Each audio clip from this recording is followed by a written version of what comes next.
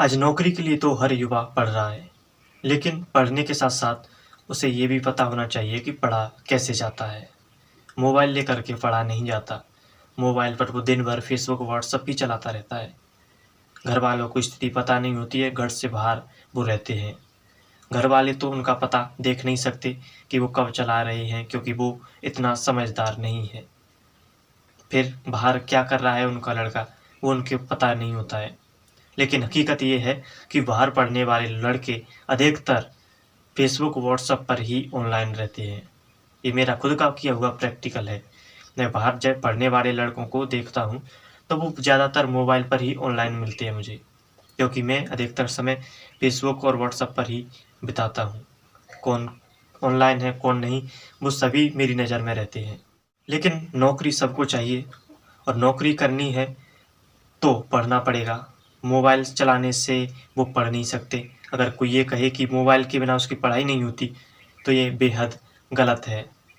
पढ़ाई किताबों से ही होती है। उसे लगाव क जैसे मोबाइल से लगाव हो रहा है उसे इस तरह से किताबों से लगाव होना चाहिए।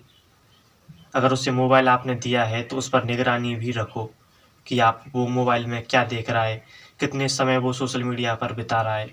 मोबाइल देने के बाद हम ये भूल जाते हैं कि मोबाइल का दुरुपयोग भी होता है और वो दुरुपयोग भी कर सकता है। हमें ये ध्यान रखना चाहिए कि हमारा लड़का कहाँ पर है और कहाँ पर नहीं, इसकी भी जानकारी हमें रखनी चाहिए।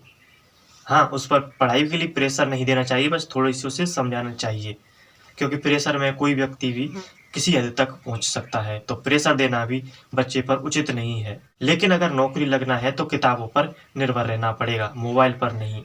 मोबाइल पर तो बस मोबाइल देखते ही फ़ेसबुक की याद आती है, व्हाट्सएप की याद आती है, वे चालू हो जाते हैं। पढ़ाई को हम भूल जाते हैं उस वक़्त और ज़्यादातर समय हमारे माइंड पर असर जो पड़ रहा है, गलत असर पड़ रहा है इस मोबाइल का। इस मोबाइल के असर के कारण ना हम ठीक से सो पाते हैं, ना ही जाग पाते हैं, ना ही हमारा ध्यान किताबों की ओर जा पाता है। तो अगर आपको अपने बच्चों को पढ़ाना है, तो इस मोबाइल से आपको उनको दूर रखना पड़ेगा। अगर आपको मोबाइल देना ही है कि बात करने के लिए देना है, तो कीपैड वाले फ़ोन आते हैं, उनको दे सकते हैं। वो बात करने के लिए काफ़ी है। आप ये सोचते होंगे कि आपका बच्चा आपकी बात नहीं सुनता, तो ये गलत बात है, क्योंकि आपका बच्चा जब आपकी बात नहीं सुन रहा है, तो इसका मतलब है कि आप उस पर कंट्रोल नहीं कर सके इस तरह से। तो ये आपकी कमी है, उस बच्चे की नहीं। कोई ना कोई ऐसी कमी रही होगी, जिसके कारण आपका कंट्रोल अपने बच्चे से खो गया। तो इसलिए अपने बच्चों पर नियंत्रण रखो, उनका ध्यान रखो, अगर आगे बढ़ाना है तो। मोबाइल देने से वो कभी भी आगे नहीं बढ़ते। आपके बच्चों का ध्यान किताबों की ओर नहीं जा पाता। अगर आपको उनको आगे बढ़ाना है, तो ये सभी ध्यान रखने होंगे।